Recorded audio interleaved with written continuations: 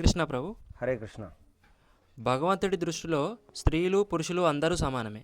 కానీ స్త్రీలకు వేరుగా పురుషులకు వేరుగా ఈ నియమాలు కట్టుబాట్లు ఎందుకున్నాయి? హరే కృష్ణ.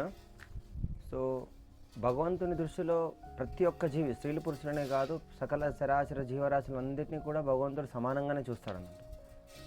సో భగవంతునికి అందరినీ సమానంగా చూసేది, అందుకే ఆయన భగవంతుడు అన్నది.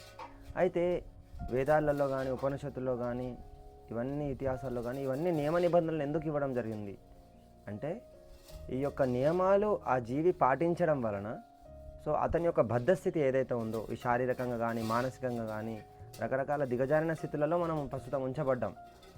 సో ఇటువంటి బద్ధస్థితి నుంచి మనం బయటకు రావడం కోసం ఈ యొక్క నియమ నిబంధనలు అనేటువంటి మనకు సహాయభూతం అవుతుంది. భగవంతుడు కరుణతో వాళ్ళ శారీరక స్థితి మానసిక స్థితిని బట్టి ఫలానా నియమాలను ఇవ్వడం జరిగిందండి. ఆ నియమాలు ఒకవేళ ఆ వ్యక్తి సరిగ్గా పాటించినట్లయితే అతను ఖచ్చితంగా ఆ యొక్క బద్ధస్థితి నుంచి అతను బయటకు వచ్చి ఈ యొక్క మానవ జీవితం యొక్క ముఖ్య లక్ష్యమైనటువంటి ఈ పుట్టుక, ముసలితనము, మరణము, వ్యాధులు, ఈ జన్మ మృత్యు జరా వ్యాధి చక్రం ఏదైతే ఉందో ఈ చక్రం నుంచి బయటపడి భగవంతుని యొక్క ధామం వెళ్ళడానికి ఇది సహాయభూతం అవుతుంది. ఇందులో ఎటువంటి పక్షపాతం అనేటువంటిది లేదు.